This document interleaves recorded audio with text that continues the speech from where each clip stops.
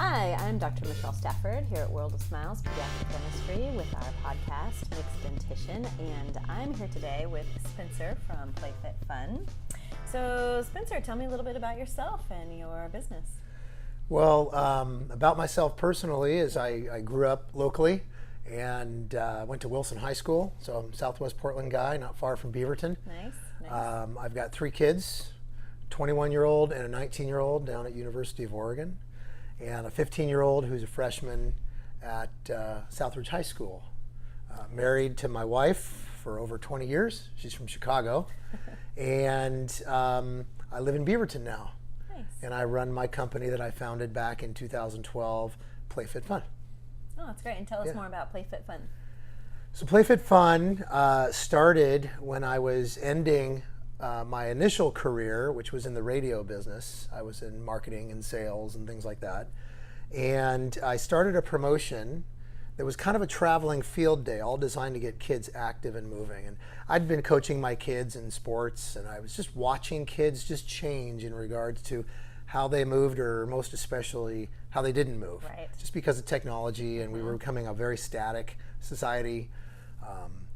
A third of kids were overweight and a third of kids were obese, still are. Yes. And so that concerned me. So I started this promotion, and it was a mix of a traveling field day on weekends at like high school football fields, and people would come out and play actively together.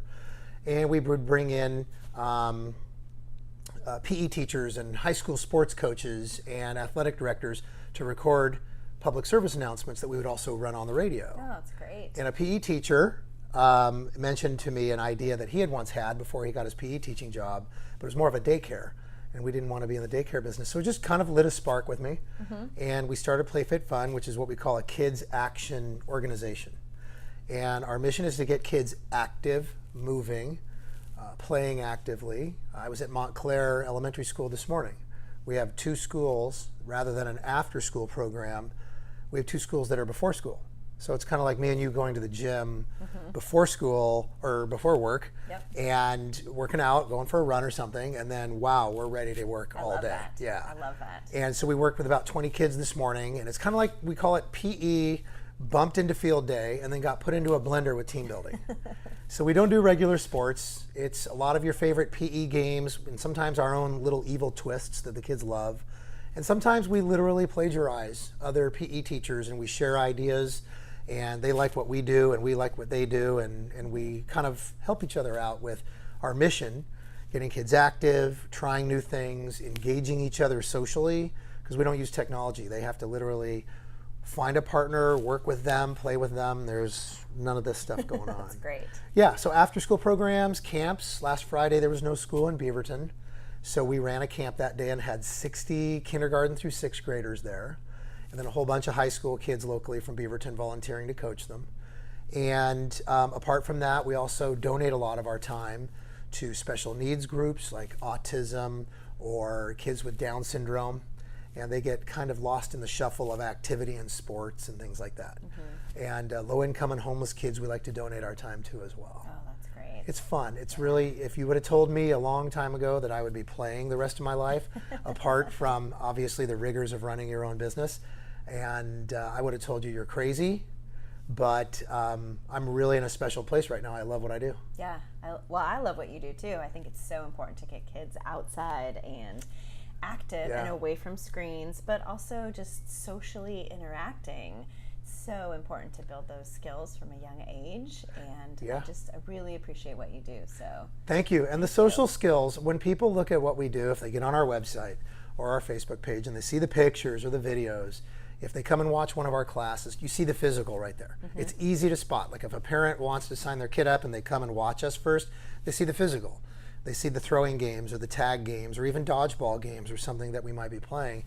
But what they don't know until we might have a conversation later on is the mental and social benefits.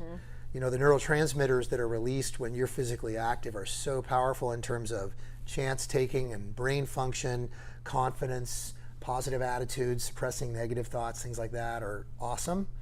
And then that social skill thing, I'm not anti-phone and I'm not anti-social media. I like to say that up front. But the inundation of that in our society has a lot of kids and adults doing this Yes. and not engaging each other. And the more you do this and practice this, the better you get at it.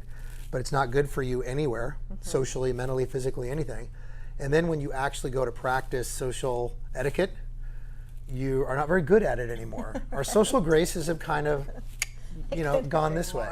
Yeah. Yeah. In fact, you write an article for the Beaverton Resource Guide, kind of about manners and social graces, and I just love that. I actually am a huge manners person. I expect it of my children. Please and thank you are so important, and kind of a lost art. And tell me more about your article that you write. Sure, yeah. So it started out when I was in the radio world. I would write it weekly. It was called The Catalyst, and I just felt like I wanted it to be a catalyst to wake people up. It was never meant to be innovative in the sense of all these new business or social or management or sales focused concepts. It was meant to always be a dust rag wiping off the dust of particular interpersonal skills that might make an employee or a salesperson or a manager that much better. It's all human related stuff in terms of what we do in business to be successful. And so sometimes it might be manners focused, sometimes it might be something else, but it does talk a lot about human engagement, the loss of our social skills, and it might focus on a manager or an owner and their employees and how they can better improve, or it might focus on how you engage your customers. Like one of the recent ones we talked about was the lost art of the courtesy wave.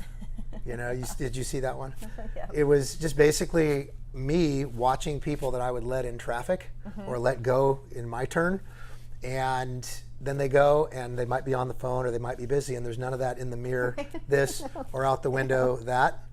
And I think that's a big thing. It's a small thing, but I think it's a big thing because if you think about it from the business concept, when a customer comes in the dental business or in a retail business or a restaurant, there's a lot of competition in the world, and we get so busy with all of our electronics and life and craziness and our schedules these days, which are really compact and just really packed full of too much stuff. Yes. We tend to forget that last little engagement or that first little engagement that might push us over the top with making a connection with a human being. As they're going out the door, we have one last opportunity of personalizing something or saying thank you or have an amazing day. Right. But a lot of our employees, as soon as they're done with us, customers, are back down on a screen, whether it's for personal or business use, and there's no, have a nice day. we love you and thank you for giving us your money and all that stuff. Great to meet you. Yeah. Exactly. So it's fun writing that. We send it in there once a month, and hopefully people enjoy it, and hopefully it's one little brick in the wall that might help a manager or an employee or a business owner remember what they used to do or remember what we humans used to do. Right. Holding a door or something, and pushing you over the top a little bit with keeping your customers. It's like employees. We all struggle these days hiring and finding these great employees, and a lot of times we forget to put the efforts into the amazing employees or customers we have and retain them. Yes.